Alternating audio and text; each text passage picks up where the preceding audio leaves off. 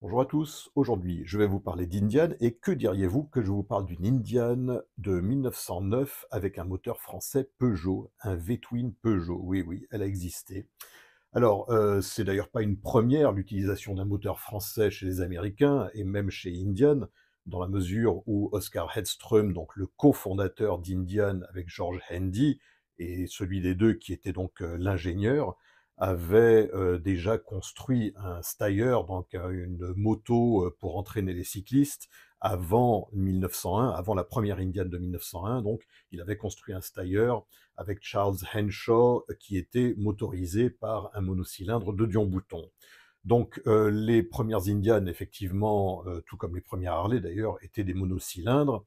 Et les premiers bicylindres, eux, ont vu le jour en Europe. Alors, plusieurs marques se disputent un petit peu la paternité du moteur V-twin, hein, du bicylindre en V, notamment Peugeot. Hein, si vous allez sur le site internet de Peugeot et dans sa partie historique, qui est d'ailleurs partiellement truffée d'erreurs, on va vous dire que le premier V-twin de série dans une moto, c'était sur une Peugeot. Donc ça, c'est pas tout à fait vrai.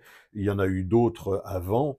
Toujours est-il que le V-twin a eu son origine donc en Europe et très rapidement il est arrivé aux États-Unis, mais tout d'abord grâce à l'aviateur Glenn Curtiss. Donc Glenn Curtiss en 1904 déjà avait battu un record de vitesse sur la plage de Ormond Beach, donc au sud de Daytona, sur un V-twin de sa fabrication de 695 cm3.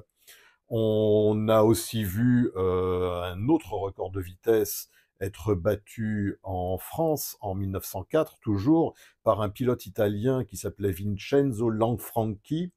Donc lui était monté à un peu plus de 123 km/h sur une moto à moteur V-twin Peugeot de 1500 cm3. Chez Indian, cette même année 1904 a été celle du lancement du premier prototype de moteur V-twin. Donc là, on avait encore une petite cylindrée de 425 cm3.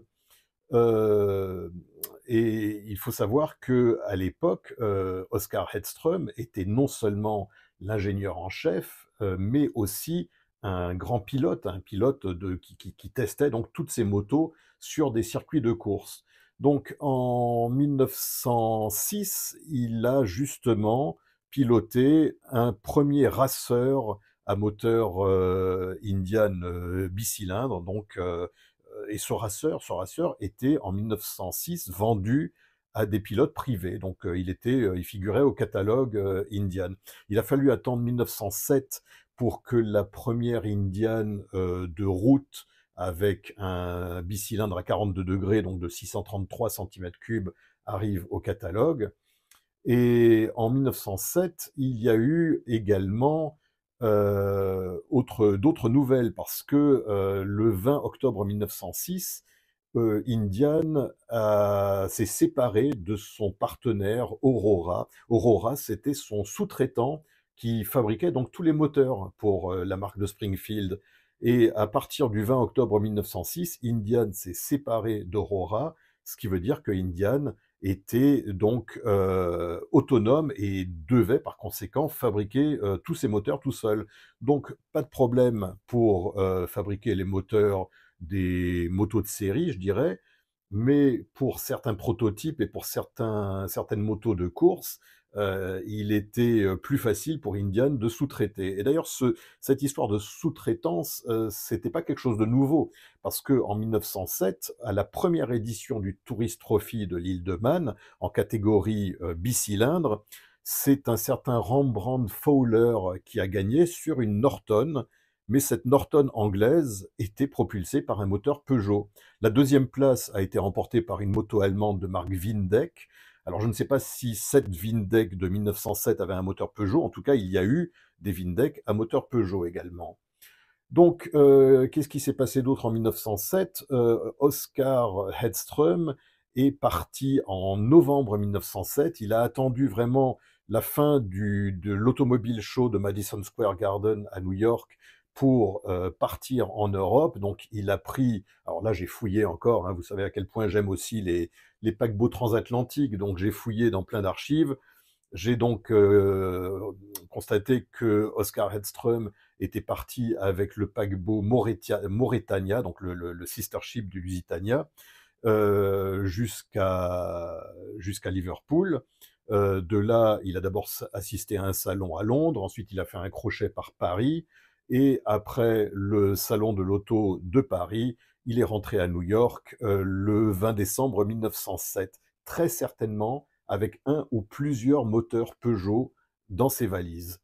Alors, en 1909, il a fallu donc attendre l'année 1908 pour bricoler tout ça, apparemment, et pour certainement modifier le moteur Peugeot, parce qu'en 1909, on voit Oscar Hedström sur plusieurs photos avec un raceur Indian qui a un tout petit réservoir en obus avec le logo Indian, et en dessous, il y a donc cet énorme moteur Peugeot 1500 cm3. Alors, là aussi, les avis peuvent diverger. Certains prétendent que c'est un Peugeot. Dans d'autres sources citent un moteur Peugeot simplex. Certains prétendent que ça pourrait être un moteur Alcyon. Donc là, je vais vous montrer à l'écran, par exemple, un moteur Alcyon, justement, qui est similaire à celui de cette Indian. Ça n'a rien de surprenant d'ailleurs, hein, le coup de reprendre un moteur Peugeot pour le compte d'Indian, parce qu'en 1909, Charles Gustafson a quitté la marque américaine Reading Standard. Donc Reading Standard, c'était la première marque américaine qui a fabriqué des V-twin à soupape latérale. Et celui qui a créé donc le moteur à soupape latérale pour Reading Standard, c'est Charles Gustafson, et il avait déjà aussi modifié un V-twin Peugeot pour Reading Standard. Donc en 1909, il a quitté Reading Standard et il est arrivé chez Indian, d'abord comme assistant de Oscar Hedström, puis comme ingénieur en chef à partir du moment où Oscar Hedström a quitté Indian en 1913. Donc, ce moteur Peugeot était vraiment très très particulier. Il n'avait pas d'ailettes sur les cylindres. On aperçoit d'ailleurs sur le bas des cylindres des ouvertures, des trous, des perçages qui permettent de faire rentrer de l'air frais dans le moteur avec la course montante du piston. Mais en revanche, c'était des moteurs qui pissaient l'huile. C'était une pratique qui était assez courante sur les motos de bord track entre les années 1910-1920, mais c'était une pratique assez dangereuse parce que ça flanquait de l'huile partout. Donc, ce moteur donc n'avait pas d'ailettes, il avait les perçages, il avait une admission par dépression, donc des soupapes d'admission avec des ressorts à faible tarage qui s'ouvrait avec la course descendante des pistons, et des soupapes d'échappement latérales, mais pas de sortie d'échappement, pas de tuyère, rien du tout, hein. Donc c'était vraiment un moteur qui devait cracher des flammes, à mon avis, et on ne sait pas, on sait que Oscar Hedström ainsi que d'autres pilotes ont été en 1909 sur la plage de Daytona, certainement dans le but de battre des records, mais on n'a pas eu d'écho de quelconque record battu, hein. Pourtant, on voit aussi sur une de ces photos qu'il y a un rapport de démultiplication qui est absolument incroyable, avec un énorme pignon de sortie moteur. Donc c'était vraiment une moto qui était destinée à battre des records de vitesse. Pourquoi d'ailleurs à Daytona? Parce que le sable dur et humide permettait de refroidir, de rafraîchir un petit peu les moteurs sans générer la poussière qu'il pouvait y avoir sur les routes. Donc vraiment, à l'époque, les records de vitesse sur la plage, soit de Ormond Beach et ensuite à Daytona, pour la bonne raison que Daytona a eu la bonne idée de construire des hôtels pour accueillir donc tout ce petit monde, alors qu'à Ormond Beach, il n'y avait encore pas grand-chose. Donc c'est pour ça que tout le phénomène de record de vitesse puis de course s'est déplacé donc du sud d'Ormond Beach un tout petit peu plus au nord à Daytona. Voilà, donc ça c'était une petite parenthèse, et j'en ouvre une autre de parenthèse pour vous dire que en 1906, Harley Davidson a été confronté pour la première fois à un concurrent, à son concurrent direct, Indian, qui pendant des épreuves de course roulait sur des moteurs V-twin. Donc il y avait un certain Fred Hoyt qui était le pilote d'usine Indian, qui a absolument tout gagné ce jour-là sur Indian. Donc il y avait des courses de 5, 10, 20, 25 miles, donc différentes épreuves. Il a absolument tout gagné sur son V-twin. Alors là, apparemment, il n'y avait pas de catégorie, donc c'était uniquement Indian qui avait un V-twin, donc là en 1906. Il y avait aussi Curtis qui avait un V-twin ce jour-là, mais il a rapidement cassé son moteur. Donc il restait plus que Indian avec son V-twin contre les autres monocylindres. Donc on peut imaginer qu'il y avait Merkel, March, Armac, enfin plein d'autres marques, et également Harley-Davidson. Walter Davidson était présent ce jour-là. Je pense qu'il a pris conscience du fait qu'il fallait impérativement compléter la gamme de monocylindres Harley par des bicylindres. William Harley avait déjà esquissé un rapide petit croquis de V-twin en 1905, mais à partir de ce moment-là, on peut imaginer que Walter Davidson a mis le paquet pour travailler sur le V-twin. Donc la première série de prototypes a vu le jour en 1909.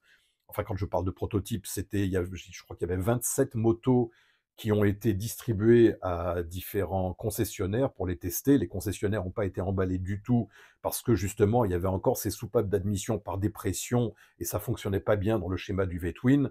Donc en 1910, Harley-Davidson a retiré le V-twin de la gamme pour le réintroduire en 1911 avec un moteur semi-culbuté, cette fois-ci donc des soupapes d'admission culbutées. Et à partir de là, bah, évidemment, ça a été un grand succès, ces V-twin.